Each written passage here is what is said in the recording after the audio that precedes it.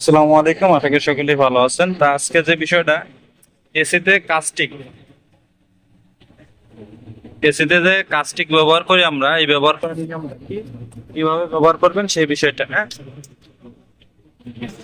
তো আমাদের এসিতে কাস্টিক ব্যবহার করার আগে অবশ্যই এসিতে ভালো মতো পানি মারতে হবে। আর কাস্টিকটাকে আমরা গুলাই নিছি, যেটা আমি দেখালাম, এটা আমরা গুলাই এনেছি। এই দেখেন, পানি একটু বেশি দিছি পরিমাণের। প্রথমত আউটডোরটাকে সুন্দর মতো পানি দিয়ে আগে ঠান্ডা করতে হবে এবং কি ক্লিন করে নিতে হবে। লোকাল যে ময়লাটা আছে, লোকাল ময়লাটাকে উঠায় নিতে হবে। এই যে সম্পূর্ণ কন্ডেন্সারটাকে আমরা পানি দ্বারা পরিষ্কার করে নিচ্ছি, আগে ঠান্ডা করে নিচ্ছি। আমরা কিন্তু এখন এসিটা অবশ্যই অফ করে নিতে হবে। এসিটা অফ করে নেওয়া দরকার। কন্ডেন্সার দেখেন প্রচুর হিট।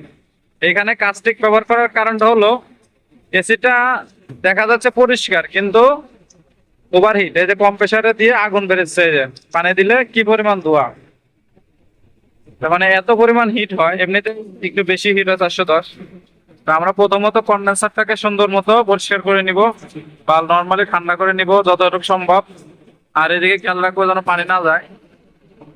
তা এটা দেওয়ার পর আমরা যে কাজ যেটা করবো, আমাদের যে লিকুইড কাস্টিকটা আমরা গোলাইছি, বা অনেক সময় যদি আপনারা লিকুইড না পান, এইরকম পান, তো এটাও কিন্তু দেওয়া যাবে। তো এটা আমরা গুলায় রাখছি, রাখার পরে আমাদের এই দেখেন পানি দিলে কিন্তু পানি চলে আসতেছে।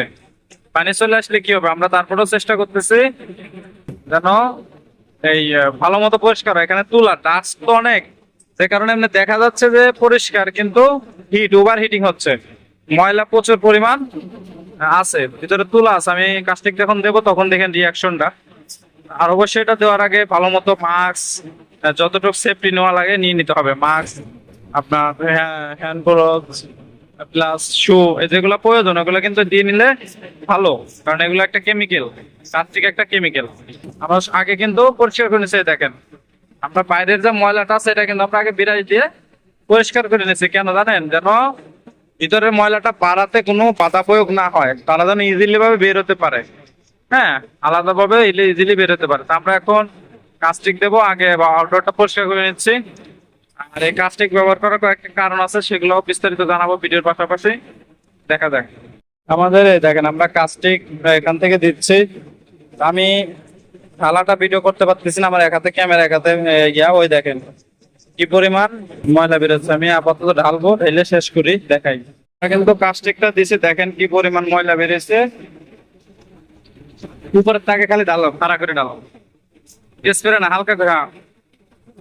উপর থেকে কিন্তু পানিটা দিতে হবে আগে, কোনো দিক দিয়ে দেবেন না, বাইরের থেকেও না ভিতরের দিক থেকে না, আগে উপর থেকে নর্মাল ভাবে পানি দিবেন।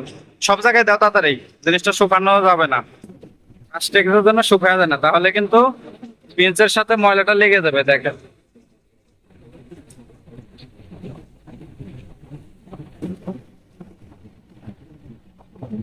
ভিতর থেকে কি পরিমাণ ময়লা বেরোচ্ছে দেখা যায়, কিন্তু চকচকা, কিন্তু ময়লা বেরোচ্ছে। পানিটা কিন্তু উপর থেকে মারতে হবে।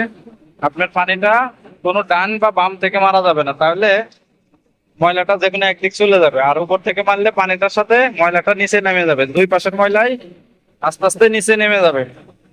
এই দেখেন পানির অবস্থাটা, ময়লা এখনো বেরোচ্ছে। এই যে বিষয়টা, কাস্টিক মারার কারণগুলো আমি বলতে চাইছিলাম। মারার কারণটা হচ্ছে, ভিতরের যে ময়লা, যেটা পানি মারলে সহজে বের হয় না, কোনোভাবেই ওগুলা সহজে বের হতে চায় না, ওই ময়লাগুলা বের করার জন্য কাস্টিক ব্যবহার করা হয়। এটা এটা তৈরি করাই হচ্ছে এই ময়লাটা পরিষ্কারের জন্য, এবং ভিতরে অতিরিক্ত জাম ময়লা থাকার কারণে ওইগুলা বেরোনোর জন্য। তাই হোক, এখন পর্যন্ত ময়লা বেরোচ্ছে।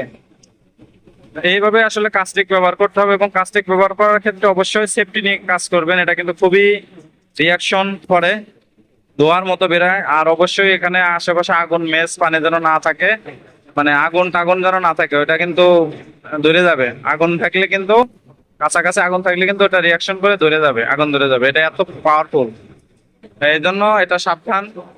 আর অবশ্যই সতর্কভাবে এটা কাজ করতে হবে। আর পানি ঢালতে হবে উপর থেকে।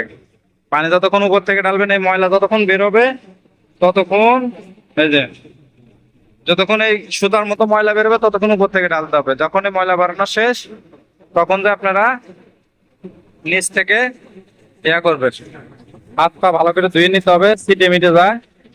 এই দেখেন এখন ময়লা, যে এখন অনেকক্ষণ হয়ে গেছে, তারপর দেখেন কি ময়লা। এই দেখেন, আপনাদেরকে আমি যদি দেখানোর চেষ্টা করি, দেখেন কন্ডেন্সার কিন্তু চকচকা, তারপরেও কি এই কালি তুলা, এগুলো কিন্তু তুলা, কালি দেখা যাচ্ছে না, এগুলো কিন্তু তুলা।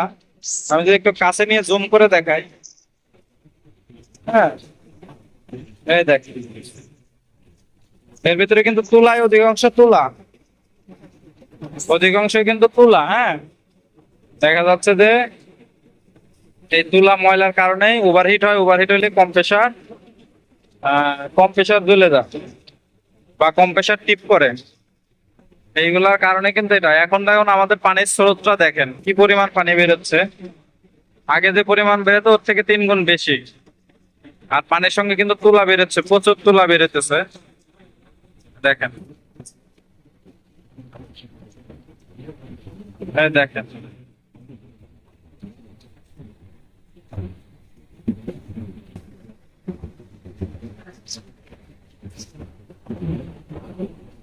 শুধু তুলা আর তুলা, এইগুলা কিন্তু আপনার পানি মারলে পানি মারলে সারাদিনও কিন্তু বেরোবে না, সারাদিনও বেরোবে না। এটা কাস্টিক ব্যবহার করতে হবে, বা অন্য কোনো কেমিক্যাল থাকলে সেটা ব্যবহার করতে হবে, তাহলে কিন্তু আপনার এই জিনিসটা বেরোবে। এই যে পানি ওই পাশ থেকে মারা হয়েছে, এখন খাড়া করে মারো, এখন আবার যাবো ময়লা নাই আর। তাই এই যে কিছু সিস্টেম আছে, এইভাবে কিন্তু এইগুলা মারতে হবে, তাছাড়া কিন্তু যে ক্ষতি হবে। এই জন্য আর একটা বিষয় হলো, কাস্টিক ব্যবহার করার পরে কিন্তু অতিরিক্ত পানি মারতে হবে। অতিরিক্ত পানি বলতে এরকম, কন্ডেন্সারে যেন কোনো প্রকারের কাস্টিকের ছিটে ফোটাও না থাকে, এইরকম ভাবে পানি মারতে হবে যেন ওদের কোনো ময়লা আবর্জনা কিছু একটু না থাকে। হ্যাঁ, কারণ কাস্টিকের যদি কিছু পরিমাণ থেকে যায়, আর কম্প্রেসার অতিরিক্ত হিটমিট হইলে পানি পাইলে কিন্তু একটা সমস্যা। এর জন্য কাস্টিকের ছিটে ফোটা যেন না থাকে, ভালো মতো পানি মারিয়ে পরিষ্কার করে নেবেন। যাই হোক, ভিডিওটা মোটামুটি অনেক লং হয়ে গেল, ছোট একটা বিষয় ছিল। আর যদি ভুল ত্রুটি হয় ক্ষমা দৃষ্টিতে দেখবেন, যে কোনো বিষয় জানতে কমেন্ট করবেন। তা আপনারা কিন্তু এইভাবে এই কন্ডেন্সার, ওয়াটার কয়েল পরিষ্কার করতে পারেন। তা আমরা সচরাচর এগুলো ব্যবহার করি না, কিন্তু এটা প্রয়োজনে যখন অতিরিক্ত প্রয়োজন হয় তখনই এটা ব্যবহার করি। হুটহাট কাস্টিক ব্যবহার করা যাবে না, অতিরিক্ত প্রয়োজন হলে। আমার এখানে কিন্তু আরো এসি আছে, দেখা যাচ্ছে আমি ওগুলাতে এসি কাস্টিক ব্যবহার করি না, যেটা অতিরিক্ত হিট হচ্ছে, পানি মারলেও পরিষ্কার হচ্ছে না, ওইগুলাতে কাস্টিক ব্যবহার করা হয়। হ্যাঁ, এই যে বিষয়টা। যাই হোক, এই দেখেন কি মানে পানি মেরে পুরা ময়লা বের করা হবে, কারণ কাস্টিক দেওয়ার কারণে ময়লাটা নরম হয়ে গেছে, তুলা যা আছে সব বেড়ে যাচ্ছে। আপনাদেরকে দেখাই, দেখেন সব তুলা কিন্তু বেড়ে যাচ্ছে। হ্যাঁ, ভিতরে যত তুলা আছে ওগুলো কিন্তু সব বেড়ে যাচ্ছে। হ্যাঁ,